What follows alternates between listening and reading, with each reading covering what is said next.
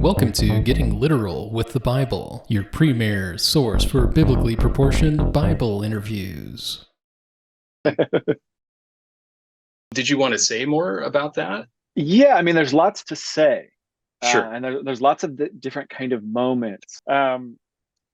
One of one of the thing that's revealed, that's really clear, is Israel continually um, turning their head back to Egypt. Mm, In Egypt, we had water.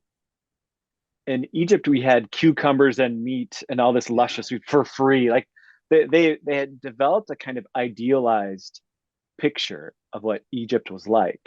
And I Yeah. come in as the reader, and I can just flip back, a couple chapters and a couple books, and like, do you remember what it was like in Egypt?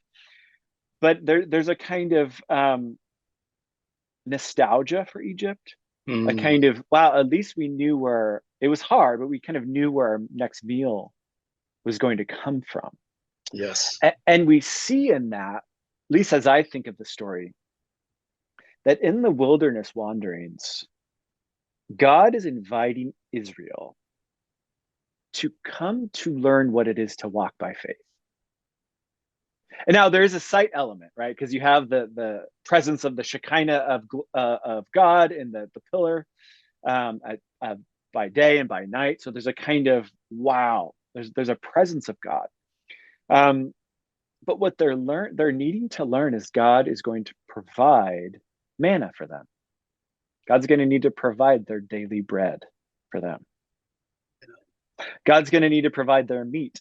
God's going to need to provide their water. What do you think about that?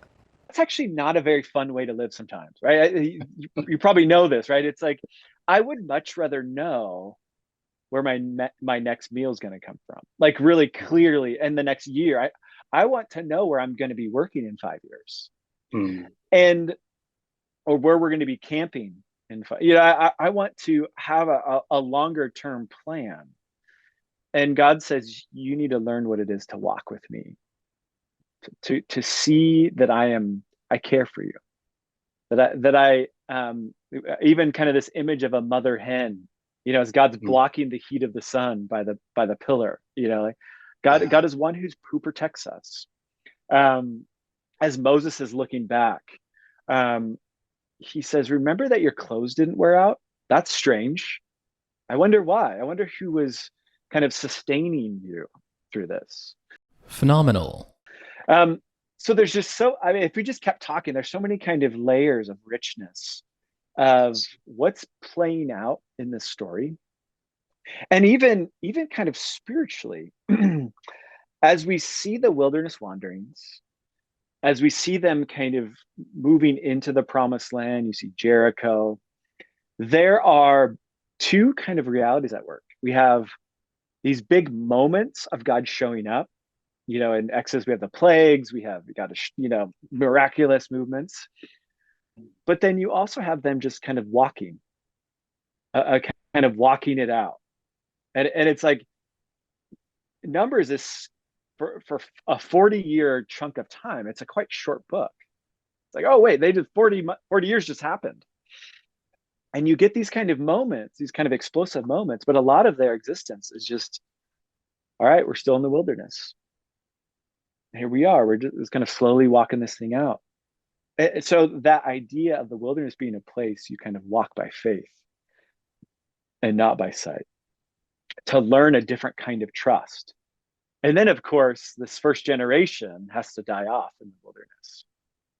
So there's that whole episode, which we haven't talked about yet, but that's kind of this key, element of the story, of this lack of faithfulness, this kind of rebellion of the people, um, and lack of trust. And they needed to learn trust, and their children needed to learn trust as preparation for taking the promised land. They just see their parents as a kind of rebuke of lack of faith, and they needed to now learn what it is to walk and trust Yahweh when Moses gives way to Joshua, and Joshua then leads them in. So what was that moment like when the shifts came in your mind from these explosive moments to, oh, it's about growth in the wilderness? How did that impact you? Yeah, I think communicates a kind of it's a kind of invitation in my mind to come to see my life as a kind of walking with God. I love the explosive kind of, Passover and Red Sea.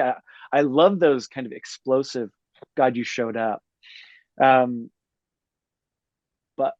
but the deeper work, the long, slow, steady work happens in the slow, steady walking, picking up camp, moving to the next thing, setting up camp, manna in the morning, quail, getting water, seeing the steady rhythmic provision from the Lord. God, we have our daily bread today, and we're going to have it tomorrow because we had it yesterday.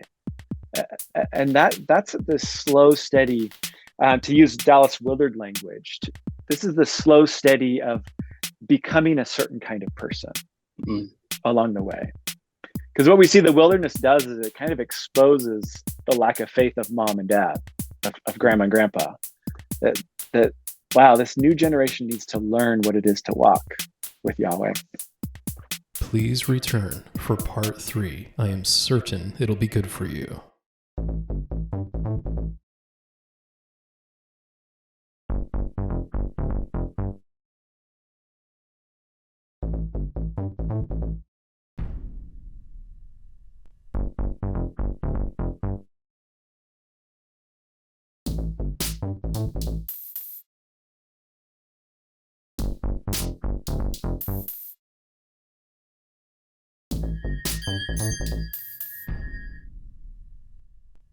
Viewers, thank you so much for stopping by and getting literal with the Bible. Don't forget, Stairway Division is a not-for-profit. It is our vision to promote a wise and compassionate paradigm for sharing Jesus Christ with others.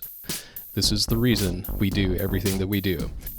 If you would like to help in this project, stop by www.stairwaydivision.org/partners. Any help from you would be much appreciated. Don't forget that our videos drop every Friday, and if you know anybody that this particular video would resonate with, feel free to share it with them. Also, please remember to pray for the success of the channel. I hope you have a wonderful day. Take care.